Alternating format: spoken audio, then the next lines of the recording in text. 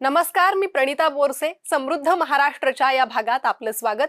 राज्य सरकारनं राज्याच्या प्रगतीच्या दिशेनं उचललेलं महत्त्वाचं पाऊल आणि त्याला अनुषंगून घेतलेल्या काही महत्त्वाच्या निर्णयांवर नजर टाकूयात आजच्या या भागात. चला पाहूयात. राज्यातील शेतकरी बांधवांना 2 लाख रुपयांपर्यंत कर्जमाफी मिळवून देणाऱ्या पुण्यश्लोक अहिल्यादेवी होळकर शेतकरी कर्जमुक्ती योजनेस राज्य मंत्रिमंडळाच्या बैठकीत मंजुरी देण्यात आली आहे. या योजनेत जमीन धारणेचा निकष नसेल तसेच 2 लाख रुपयांपर्यंत ही कर्जमाफी असणार आहे. मुख्यमंत्री देवेंद्र फडणवीसांच्या अध्यक्षतेखाली झालेल्या राज्य मंत्रिमंडळाच्या बैठकीत शेतकरी कर्जमाफीचा हा ऐतिहासिक निर्णय घेण्यात आलाय. सध्या विधान परिषद निवडणुकीची आचारसंहिता लागू असल्यानं अधिकृत घोषणा करण्यात आली नाही. या योजनेत कर्जमुक्ती, वन टाइम सेटलमेंट आणि प्रोत्साहनपर लाभ असे 3 घटक केल्यानं राज्यातील बहुतांश शेतकरी बांधवांना याचा लाभ होणार आहे. ज्यांचे कर्ज 2 लाखांपेक्षा कमी आहे त्यांना 2 लाख रुपयांपर्यंत माफी मिळाल्यानं असे शेतकरी पूर्णपणे कर्जमुक्त होणार आहेत. तर याशिवाय प्रोत्साहनपर लाभ योजनेत कर्जाची नियमित परतफेड करणाऱ्या शेतकऱ्यांना अधिकाधिक 50,000 रुपयांपर्यंत प्रोत्साहन अनुदान मिळणार आहे. या संदर्भातील अधिकचा तपशील पाहूयात. राज्य मंत्रिमंडळ बैठकीत कर्जमाफीला मंजुरी मिळाली आहे. 2 लाख रुपयांपर्यंत कर्जमाफी देण्याचा निर्णय घेतलाय. नियमित कर्ज फेडणाऱ्या शेतकऱ्यांना 50,000पर्यंत अनुदान मिळेल. शेतकऱ्यांना 36,585 कोटी रुपयांची कर्जमाफी मिळेल. राज्यातील 56 लाख शेतकऱ्यांना याचा लाभ मिळणार आहे. मुंबईतील नागरी प्रशासन अधिक पारदर्शक, वेगवान आणि तंत्रज्ञान आधारित करण्याच्या दिशेनं मुंबई महापालिकेनं आणखी एक महत्त्वपूर्ण टप्पा गाठलाय. हस्तांतरणीय विकास हक्क व्यवहारांसाठी भारतातील पहिली ETDR प्रणालीनंतर आता महापालिकेकडून सिव्हिट ट्विन ही भारतातील पहिली कृत्रिम बुद्धिमत्ता आधारित बांधकाम परवानगी प्रणाली सुरू करण्यात आली आहे. वांद्रे कुर्ला संकुलातील जिओ वर्ल्ड कन्व्हेन्शन सेंटर येथे आयोजित मुंबई टेक वीक 2026 मध्ये मुख्यमंत्री देवेंद्र फडणवीस यांच्या हस्ते या प्रणालीचं लोकार्पण करण्यात आलं. विशेष म्हणजे भारतातील पहिली AI आधारित प्रणाली मुंबईत कार्यान्वित करण्यात आली आहे.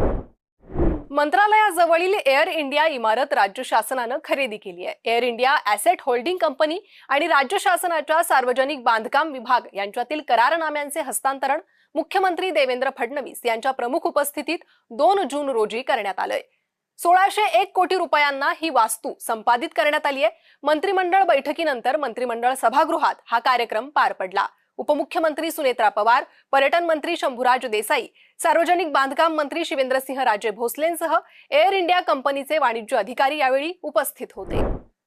श्री क्षेत्र चौंडी येथे पुण्यश्लोक राजमाता अहिल्यादेवी होळकर यांची 301वी जयंती मोठ्या उत्साहात आणि लाखोंच्या उपस्थितीत संपन्न झाली.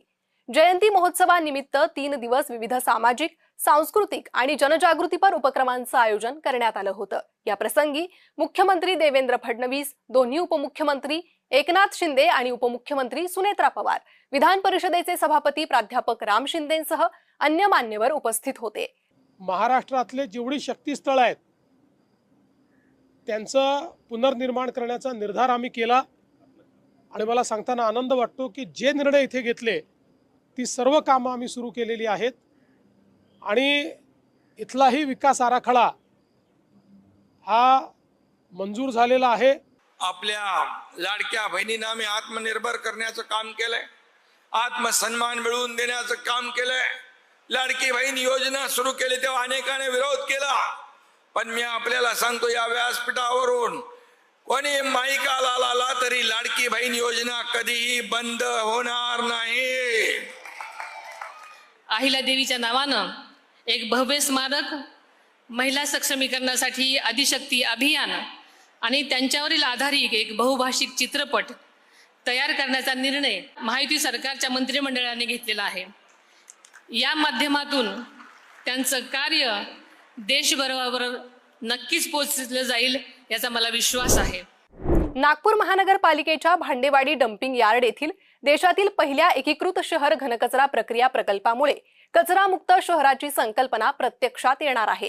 खासगी गुंतवणुकीतून साकारत असलेल्या या प्रकल्पाच्या माध्यमातून सुमारे 1200 मेट्रिक टन कचऱ्यावर प्रक्रिया होऊन 28 टन प्रतिदिन गॅसची निर्मिती होईल अशी माहिती मुख्यमंत्री देवेंद्र फडणवीस यांनी या प्रकल्पाच्या पाहणी दरम्यान दिली.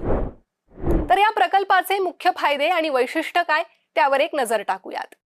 कचऱ्यावर प्रक्रिया करण्यात येणार. या अंतर्गत दररोज निर्माण होणाऱ्या सुमारे 1200 ते 1300 मेट्रिक टन कचऱ्यावर शास्त्रीय पद्धतीनं प्रक्रिया केली जाणार. ऊर्जा आणि खत निर्मिती करण्यात येणार. म्हणजेच कचऱ्यापासून दररोज 28 टन बायोगॅस, उच्च दर्जाचे खत आणि वीज निर्मितीसाठी इंधन गोळे तयार केले जाणार. पर्यावरण संरक्षण केलं जाणार.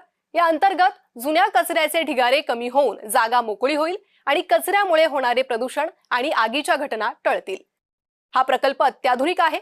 तब्बल 300 कोटी रुपयांच्या खासगी गुंतवणुकीतून साकारण्यात येणारा हा प्रकल्प संपूर्ण भारतातील घनकचरा व्यवस्थापनासाठी एक आदर्श मॉडेल ठरणार आहे.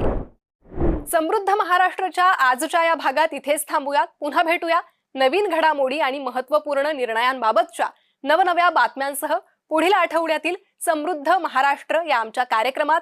तूर्त एवढंच.